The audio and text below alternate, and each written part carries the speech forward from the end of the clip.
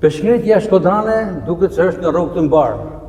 Suksesi më i fundit ku Vllaznia u shpall kampione kombëtare si ekip me kategorinë U17 tregon më së miri punën e mirë që bëhet në ekipin Kuçi-Blu që drejtohet nga trajneri Artur Lagja. Profesor Lagja, një sukses si kishte vite që Vllaznia nuk e fitonte, nuk e realizonte këtë titull kampion. Në radhë parë që ju falenderoj ju zoti Gaspar dhe televizorin tuaj. Është një risi më shumë viteve që ekipi U17 shpallet kampion kombëtar. Mas disa aktivitete rradhësi, ky ishte konkretizimi i rradhës ku dhe sportistat shkodran ishin në majtë më të larta. Kjo tregon stërvitjen e mirë që kemi bërë gjatë gjithë kësaj kohë dhe gjaja më e veçantë ishte me Antonino Mullisin ku shpallet sportisti më i mirë i aktivitetit. Por më e rëndësishme është me datë 28 ku kemi kampionatin botror.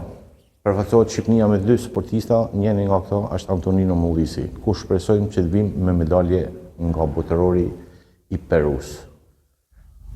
Ku zhvillohet në fund të muajit saktësisht? Me datë 28 niset ekipi kombëtar dhe me datë 2 ka Antonino aktivitetin Garën, ku mbas deklarimeve ne jena tretit në botë, ku do të ishte një element i papandur dhe një rësi e veçantë për ekipin kombëtar dhe për Shkodrën.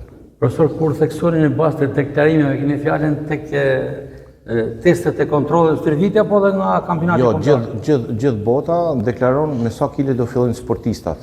Pra 2 garshin. 2 garshi deklarohet përpara aktivitetit ku edhe renditet dhëqja sportistave më të mirë. Ku ne kemi deklaruar dhe në bazë deklarimeve jemi tretit në botë. Pra difton që ne me ndihmën e Zotit do kthehemi medalje.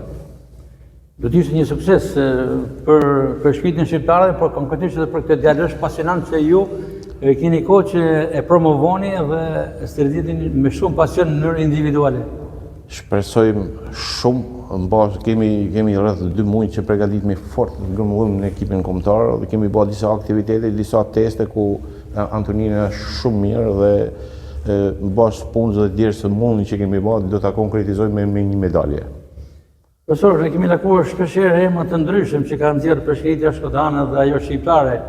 Mund të themi që është një kançerima i dytë që po i vjen Shkodrës dhe Shqipërisë? Ne kemi pas shumë sportista të mëj. Ne vazhdojmë punu me sportista të mëj. Unë kam një nims ose një persor si Asim Bilinova, se unë kam vazhdimësi me veti dhe diskutojmë njën e tjetën dhe thamë që duhet të jetë në rangun e ty në sportistave të mëj dhe elitar.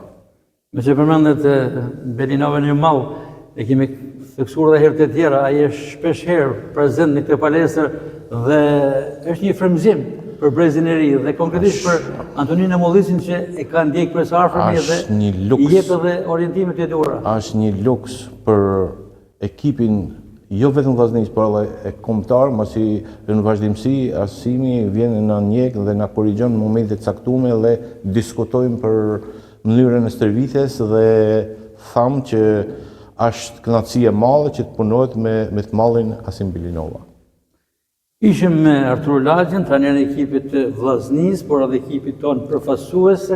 Fillimisht komentuam suksesin e skuadrës Kuçi-Blu që pas kaq shumë vitesh shpallet kampione e Shqipërisë me moshat U17, por pjesa e dytë ishte pikërisht për kombëtarën e Shqipërisë ku shkodrani Antonino Mullisi së bashku me trajnerin Artur Lagja do të jenë në Peru për botrorin. Suksese. Faleminderit dhe gjithmonë një falënderim i veçantë që ju jeni gjithmonë pranë ekipit tonë. Respekte. Suksese, profesor. Faleminderit.